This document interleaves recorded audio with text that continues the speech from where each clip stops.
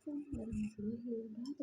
pagi untuk semuanya. Oke teman-teman, kali ini aku mau spill sarapan pagiku di Taiwan hari libur bos ya, hari Sabtu. Ini hari tepat tanggal 11 bulan 10 2023. Hari Sabtu Minggu, hari libur bos. Justru merdeka 45 teman-teman. Gak tau makan tidur jemok. Sekarang jam 9.24 kita sarapan. Nah, bosku masih tidur. Dan bos namanya bosku sudah sarapan kenyang, dan ini di depanku ada bos, nggak usah aku syuting karena lagi makan. Dan aku juga makan, aku sebutkan ya makan apa. Nanti tidak lupa minum vitamin C, produknya Atomy Korea. Dan ini ada Naija, dan Naija ini apa ya, produknya Indonesia ternyata teman-teman. Aku di Taiwan hampir 11 tahun, baru tahu 4 bulan yang lalu kayaknya ya, bahwa yang setiap hari aku minum kesukaan itu produknya Indonesia ya. Kita sebel bungkusnya ya Indonesia enggak. Ini Indonesia ya kan, Indonesia. Nah, PT Sari Indofood gitu ya kan, Indonesia. Nah, ternyata Indonesia. Dan bosku juga menyediakan ala Taiwan juga banyak ya, minuman produk Taiwan maksudnya. Tapi aku tuh tanpa aku ketahui ya bahwa ini tuh produk Indonesia, aku tuh suka gitu saja. Ternyata aku iseng-iseng aku baca ya, ini produk mana kok enak gitu. Ternyata Indonesia gitu ya. Nah, kalian beli, kalau kalian beli Indonesia ya beli seperti ini, enak banget sumpah, seger. Produknya Indonesia. Dan jadinya seperti ini kalau kita sudah tuang pakai air panas. Dan aku makannya nih, ini roti tawarnya gosong teman-teman. Bikin ngakak enggak? Ngakak lah, gosong. Terus dalamnya aku kasih ini rasa kacang. Nah, ini rasa kacang teman-teman. Dan tidak lupa juga makannya pakai sambal bawang, telur sambal bawang. Dan itu punya ibu bosku, minumnya punya ibu bos, tapi ini minuman Taiwan ya, Indonesia. Dan ibu bosku lagi makan roti tawar seperti punyaku, tapi nggak gosong dia, punyaku gosong tuh. Nah, tidak lupa juga sambil bersolawat teman-teman. Nah, jadi kita sambil berbagi ilmu ya teman-teman ya. Aku dapat ilmu, dapat pengalaman, aku bagikan untuk teman-teman ya. Jadi begini teman-teman, ibadah apa yang paling Allah sukai, yaitu tentang ibadah bersedekah, berbagi, meringankan beban sesama. Saat kita meringankan beban sesama, jadi intinya gini teman-teman, kita menjaga sholat 5 waktu kita, ibadah kita itu untuk diri kita sendiri, untuk memelihara diri kita dari sifat kemungkaran dan kekejian. Nah, kita berpuasa itu juga untuk diri kita sendiri, untuk menahan hawa nafsu kita. Dan kita berzikir itu juga untuk kita sendiri, untuk mendinginkan hati kita, menenangkan hati kita, mendamaikan hati kita gitu. Dan kita bersolawat juga untuk kita sendiri teman-teman ya. Bersolawat itu cara kita menyampaikan salam pada Nabi Muhammad SAW.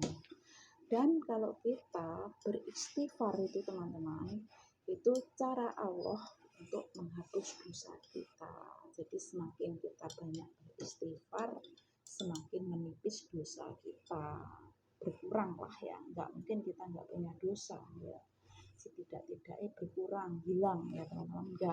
Nggak hilang tuntas gitu, nggak ya, pasti masih ada dosa gitu.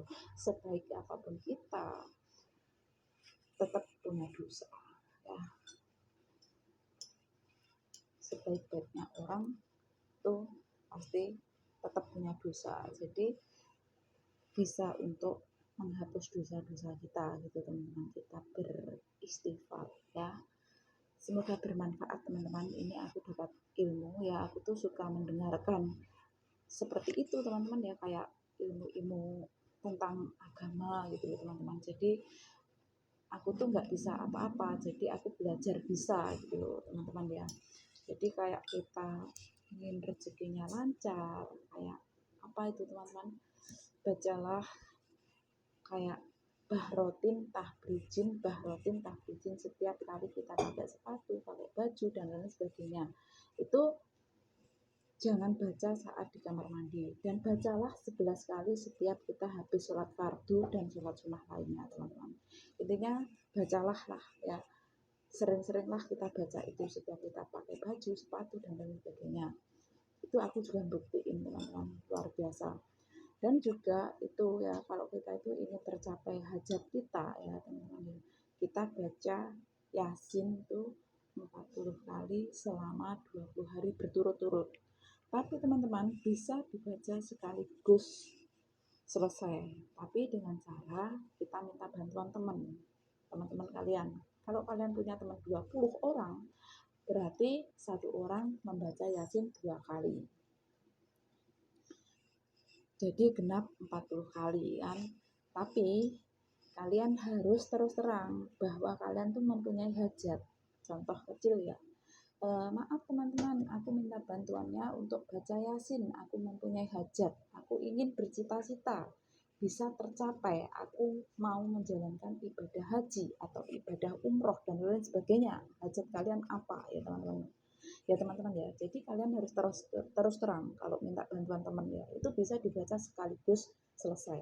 Kalau kita bacanya sendiri itu 20 hari berturut-turut kita tembus 40 kali, insya Allah hajat kita terijabahi dengan kun fayakunnya Allah.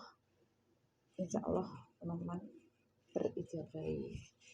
Nah begitu teman-teman. Nah kalau kita ingin teman-teman rezekinya juga lancar ya teman-teman ya, pokoknya intinya rezeki lancar ya, semua yang aku pelajari rezeki lancar, kita intinya apa ya, terhindar dari hal-hal yang negatif lah teman-teman. Aku suka melihat dalam postingan orang-orang, dalam konten orang-orang, VT orang, apabila aku lihat TikTok, apa lihat YouTube dan lain sebagainya, yang aku lihat yang positif saja teman-teman.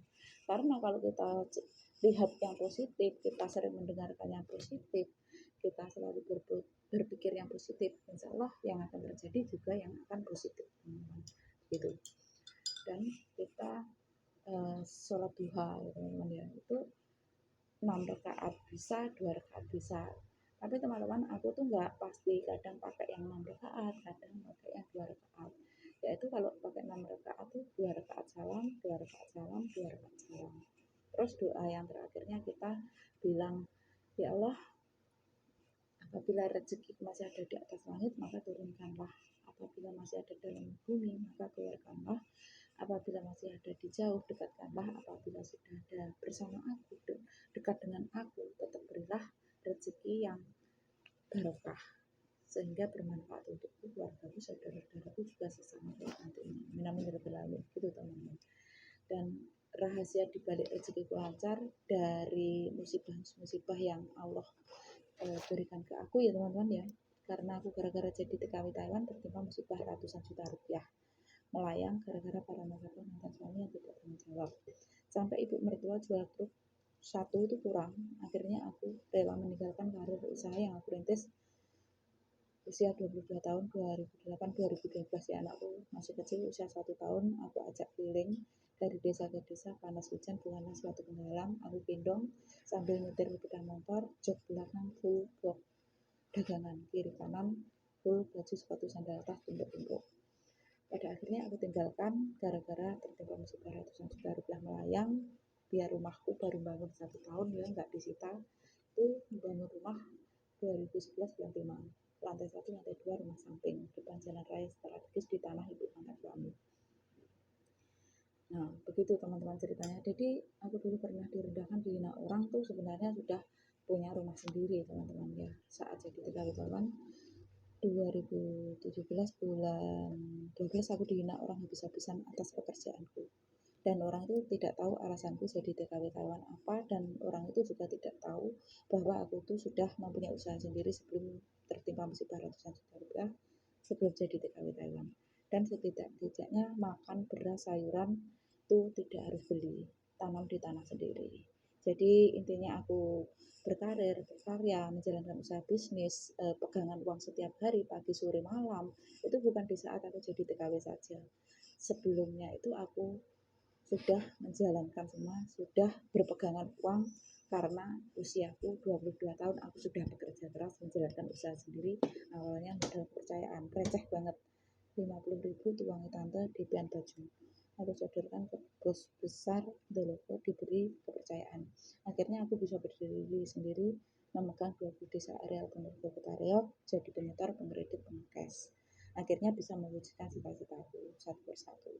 Walaupun pada akhirnya terjatuh ke nol kembali dengan lantaran mantan suami tertimpa musibah ratusan juta rupiah nelayan. Akhirnya aku rela meninggalkan karir usaha yang aku rintis 4 tahun dan jadi TKW Taiwan. Walaupun aku pernah dihina ya teman-teman ya atas pekerjaanku sebagai TKW Taiwan. Katanya kerjaan kamu babu, gaji kamu berapa, punya kamu apa, kamu kelas teri jangan melawan kelas kakap, kamu ibaratkan tai atau tinja yang sudah aku injak pakai kakiku yang sudah tiada harganya lagi. Dan ternyata teman-teman, orang yang menghina aku itu saat tahun